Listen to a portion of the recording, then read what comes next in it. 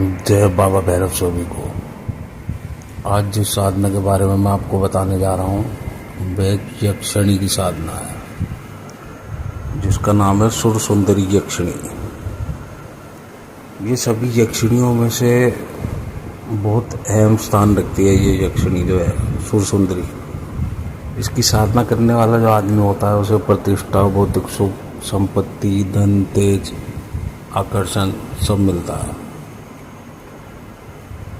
वैसे तो कई बार लोगों ने इस यक्षिणियों के बारे में बहुत डरावनी चीज़ें फैला रखी हैं कि ये पागल भी कर देती है या बहुत ज़्यादा डराने वाली बातें बोली हुई हैं लोगों ने। मगर बोलने वाली चीज़ तो कुछ भी बोल सकते हैं इन चीज़ों के बारे में, करेंगे तो पता लगेगा। ये वैसे देवी देवताओं की हम जैसे पूजा करते हैं वैसे ही इनकी भी पूजा हम कर सकते हैं, क्योंकि ये भी तो अपना यक्ष लोक की ही हैं और ये भी बहुत जल्दी प्रसन्न हो जाते हैं जैसे देवी देवता प्रसन्न होते हैं। इसमें सबसे ज़्यादा विशेषता यही है कि ये बहुत जल्दी अपना मतलब फल प्रदान करती हैं। ये यक्षिणी पूरे विश्वास से, पूरी निष्ठा से करेंगे तो सारी चीज़ होती हैं। और यक्षिणी का लोग कहते हैं प्रत्यक्षीकरण जी 11 दिन में हो जाएगा, 7 दिन में हो जाएगा। ऐसा कुछ नहीं है जी, ये किताबी बातें हैं। 21, 30, 40, 41, 51 दिन तो नॉर्मल होता है इनकी पूजा करने में। मतलब जिन्हें लगता है कि वो 10 दिन में यक्षिणी कर लेंगे, वो सोच उनकी गलत है। देखो, हर चीज़ में टाइम देना ज़रूरी है। जब तक आप उसे टाइम नहीं देंगे किसी भी चीज़ को, किसी भी मंत्र को, किसी भी यंत्र को या किसी भी पूजा को, तो मेन मतलब टाइम देने से ही आपका काम बनेगा। और इसमें क्या होता है कि जैसे कई साधकों ने इस साधना को करा तो उनकी अनुभूतियाँ दूसरे तीसरे दिन से ही शुरू हो जाती हैं, तो आपको पता लग जाता है कि आपकी जो साधना है वो सही डायरेक्शन में जा रही है।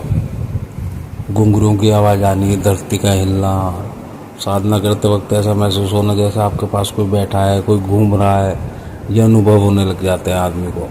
कई बार सपने में भी आ जाती हैं ये यक्षिणियाँ। मतलब आपको जब अनुभव होने शुरू हो जाए तो आप समझ लीजिए आप बिल्कुल सही रास्ते पर चल रहे हैं। और ज़रूरी नहीं है कि प्रत्यक्षीकरण हो तो भी साधना को सफल मानना चाहिए। बिना प्रत्यक्षीकरण के भी साधनाएं सफल होती हैं। लोग भोग दे के अपना काम कराते हैं बिना प्रत्यक्षीकरण के भी। और मेरा मानना तो यह है कि जब आप किसी साधना को करते हो तो उसका जो मंत्र है वो आपको पूरे जीवन करना चाहिए, भले एक माला करो आप। उससे क्या होता है, उससे जो आपने साधना की है उसका अच्छा प्रभाव आप पे पड़ता है।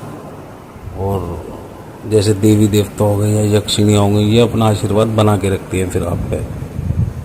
इस देवी को माता बहन के रूप में ही ज़्यादा अच्छा रहेगा करना, क्योंकि देखिए ये लोगों ने ये भी चीज़ कह रखी है कि जी पत्नी है, पत्नी के रूप में करो और प्रेमिका के रूप में करो।